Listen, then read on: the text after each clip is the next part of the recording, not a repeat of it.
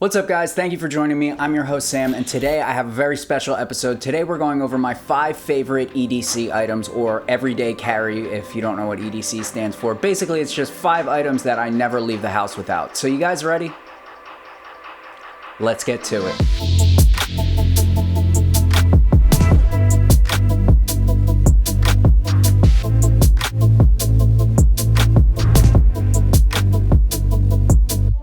First up on the list of my favorite EDC items is my Microtech Ultratech. This is a pocket knife. It's also $300, and I know that sounds insane, but I didn't actually buy it. It was a gift, and that makes it one of my favorite items on planet Earth. If my house was on fire, this is one of the first things I would grab. Normally, if you're opening a pocket knife, you're using 2 hands and it's flipping open, or if you have a spring-assisted one, maybe there's a button on it and it opens that way. The Microtech Ultratech, however, is an OTF knife, which stands for out the front. And what that means is it comes straight out the front and then right back in, and you can open and close it with one hand. My particular Ultratech is the OD green colorway. It came with the dagger style blade. It also has a glass breaker on the opposite end of the handle, and it has a handy pocket clip, and on top of that it has a spot for a lanyard if for some reason you want to wear a dagger around your neck. And also the first question I always get asked about it is what if it deploys in your pocket, but it has safeties against that, and it's also extremely difficult to deploy it by accident. Like, you need to put some serious pressure on it to deploy the blade. Next up on the list is the Olight Baton Pro flashlight and its little brother, the Baton 2. The Baton 2 is the one that I carry with me a little bit more often because it's more pocket sized, but despite its small size, it is astoundingly bright and the battery lasts a good long time. And I don't know that I would call a flashlight like an everyday carry item. If I'm going to dinner or a wedding or something like that, I'm probably not going to carry a flashlight on me. But if you're going somewhere rural, or I'm going hiking, or I'm just going outdoors, bringing a flashlight with me is a necessity. One of my favorite features of the Olights is you don't have to take the battery out to charge it. You just put it near the wire and it magnetizes, and now it's charging. Another thing I really like about it is it has 3 different brightness settings. So you hold the button down and you can cycle through how bright the light actually is. And I can't believe, like, to this day, I still can't believe how bright this tiny little flashlight gets. These lights are definitely a bit pricey though. The Baton 2, the smaller one, comes in at $64.79, and the larger one, the Baton Pro, comes in at around $90. For that price though, you're getting incredible build quality. I feel like I could run both these flashlights over and they'd be absolutely fine. I've dropped both of them countless times, and the only thing that's wrong with them is the paint is a little bit chipped up. Third on our list is the Samsung Galaxy Buds Pro, and I was actually forced to buy these when I threw out my original Galaxy Buds by accident.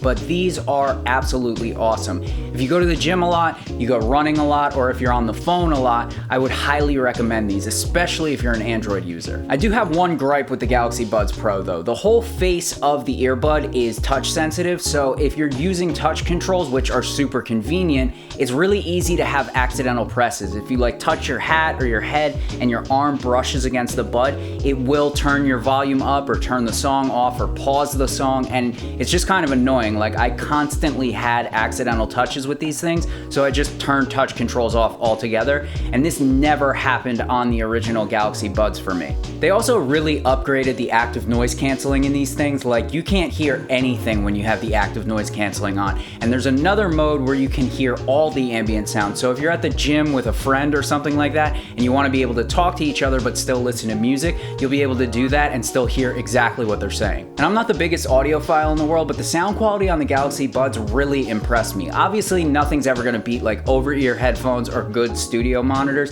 but for these tiny little earbuds that you put in your ears, they sound pretty damn good. Watch your profanity. The Galaxy Buds Pro are normally $200 USD, but I actually got mine on sale for around $160, so it is possible to find these things on sale. Next up on the EDC list is my Samsung Galaxy Note 10 Plus, and yes, this is a 4-year-old phone. I know I could do a review of this all on its own, but it's 4 years old. There's a million reviews out there already. Also, you might be wondering why a tech reviewer is still using a 4-year-old phone. I think it's really irresponsible to buy the brand new tech every year, especially at the prices phones are at now, where they're all around $1,000 if you want like a good phone. So I just don't buy the new phone every year. I've had this one for 4 years. I spent $1,000 USD on the Note 10 Plus when I bought it. If you divide that by 4 years, that's $250 a year to have a brand new phone. phone. So I mean, I really can't complain about how far I've come with this thing and how much use I've got out of it. I have my Note 10 Plus customized in a couple ways. I have something on it called Nova Launcher, which is a way to customize the entire operating system aesthetically.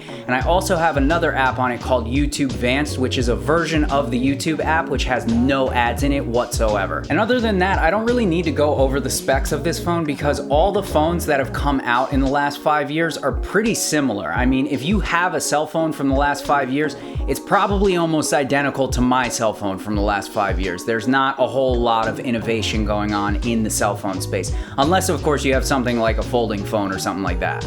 Last but not least on my list of things that I carry with me every single day is my Sony a7 III. I absolutely love this camera. When I originally bought it, I got it used from a guy on Facebook Marketplace for $1,400, and I have more than gotten my money's worth out of this camera. I actually did a full review of the Sony a7 III, which I'll pop up somewhere up there. I don't know where the bubbles pop up. The Sony a7 III is one of those pieces of gear where the price to performance ratio is just off the charts. Like, you're not gonna spend all that much money on a used one and you are gonna get so much in return that it's insane. And the other great thing about mirrorless cameras is their small form factor. So if you have a backpack or a sling bag or a purse or even a hoodie pocket, you can bring the a7 III with you and now you can get professional level photo and video wherever you're going. The other great thing about this camera is its battery life. When Sony switched these Z batteries, they did everybody a favor because they last so long. You could shoot like a whole day on 2 or 3 batteries with the a7 III, and in my book, that's really impressive. This camera lands right in the middle of Sony's lineup. It's what's called a hybrid shooter. So what that means is there's cameras that are really good at video and there's cameras that are really good at photo. This camera lands right in the middle where it's pretty good at both of them, but it's not a master of either of them. But this makes it perfect for beginners just starting out that don't know if they want to mainly do photo or video. You may have noticed a moment ago that I was actually holding the a7 III, which of course begs the question, what camera am I actually shooting on right now? Well, it's a surprise. I'm working on the review right now. Let me know down in the comments what camera you think that I upgraded to, and also that's been my 5 favorite EDC items. If you got something out of this video, consider going down and hitting the like and the sub button. It means the world to content creators like me. Thank you for joining me on another episode of Sam Has a Spending Problem, and I'll see you guys in the next one. Bye.